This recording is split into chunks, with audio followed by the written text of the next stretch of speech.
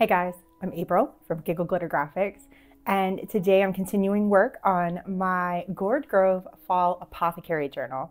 I'm working on the cover right now, and I'm just taking some of these fabric strips that I created ahead of time. I took some of my ribbons and trims and fabrics and things that I pulled for this project. They're on my table, and I just kind of ran them through the sewing machine, adding a quick zigzag or straight stitch, just to kind of tack a few of the pieces together and create some layers.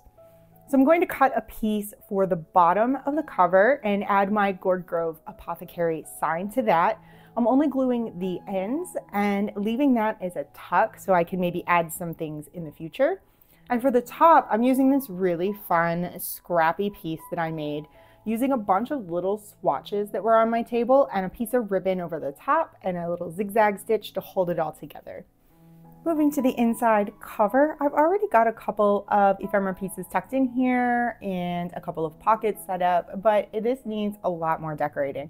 So I'm going to grab a piece of lace and add a little strip of lace from the little pocket all the way to the top just to add some texture. Then I'm going to grab this bottle fussy cut and add an energizing label to it. I've got quite a few of these little labels included in this kit, and I really like how they look tied on with a little piece of baker's twine. The tags tucked into the larger pocket. One is a hanging bunch of herbs. It's got a white back. You could print something on the back of that if you wanted. I just left mine blank. I'm going to add a little extra oomph to this with a tab. So I'm going to grab some coffee dyed paper that I have on my table and cut it with some decorative scissors just to create an unusual edge.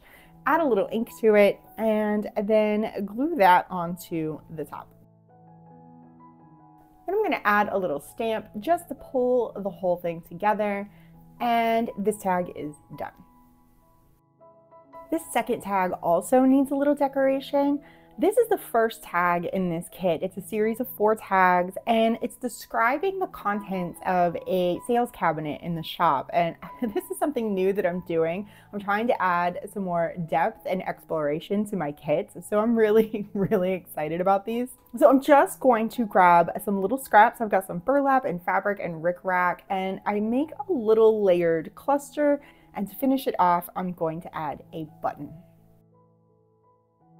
For the facing page on this spread, I'm going to add this little tin fussy cut to the corner, and I'm going to leave that open on 2 sides so I can use it as a tuck. I'm also going to create a tab on the top corner of the page using a little burlap, some mulberry paper scraps I have on my table, and this cinnamon label. Then I'm going to grab a piece of pre-purchased ephemera. This is a piece left over from a previous project. I'm just going to tear the edges, ink them, give it a funky little crease, and tuck it in the pocket.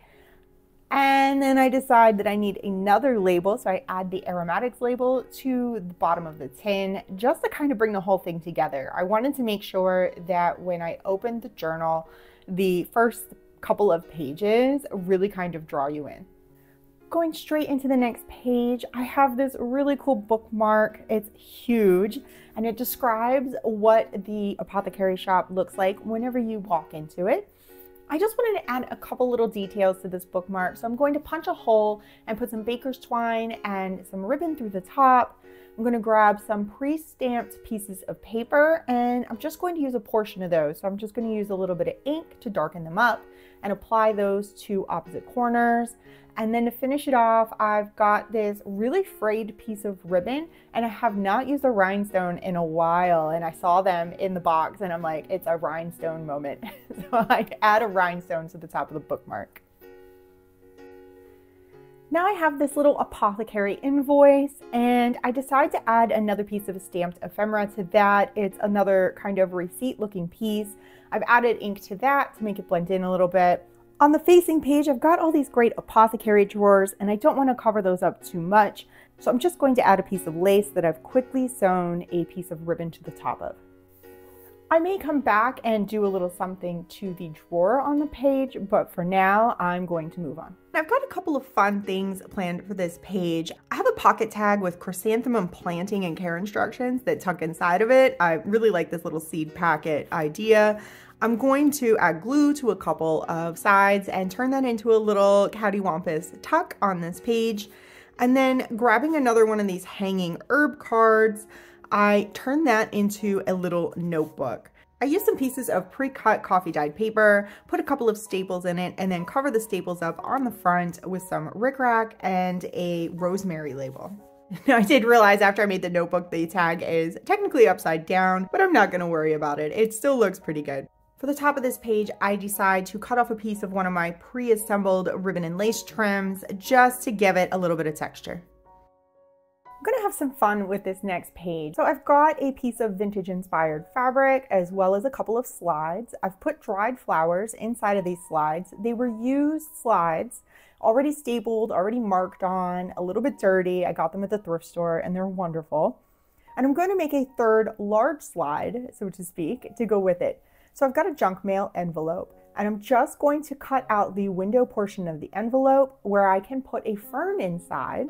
I'm going to seal that all up, put some distress ink on it, add some stamping to all three pieces, and now I'm going to go back to the page. I'm going to put glue at the top and the bottom of the fabric so that I can use it as a tuck, apply the slides over the top, and then inside of my tuck, I'm going to put a piece of purchased ephemera just to create some more layer. Moving to the right-hand side of the spread, I've got a little pocket here already on the page, and I had glued it all the way down on three sides, which I think was a mistake. I should have left it as a tuck, just glued on two, but I'm gonna fix that. I have a strip left from making my cover, and now it's time to use it. So I'm going to layer up some paper doily along with some fussy cuts from the kit and make this cute little snippet strip that's just going to tuck right down inside of that pocket. And once I have that glued down, I'm going to create a new tuck with an apothecary receipt. Now I have a couple of places on this page where I can tuck things in the future. I've been jumping around a bit, so I'm going to flip back a page and I've got this double pocket spread. I have already attached a label and a tab to my tag and bottle. Mostly right now I'm going to work on this piece of coffee dyed paper, this small piece.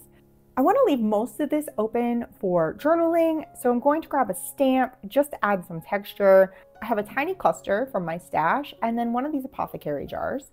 And on the opposite side of the page, I'm going to use a piece of my pre-sewn trim along with a hawthorn label just to finish it off.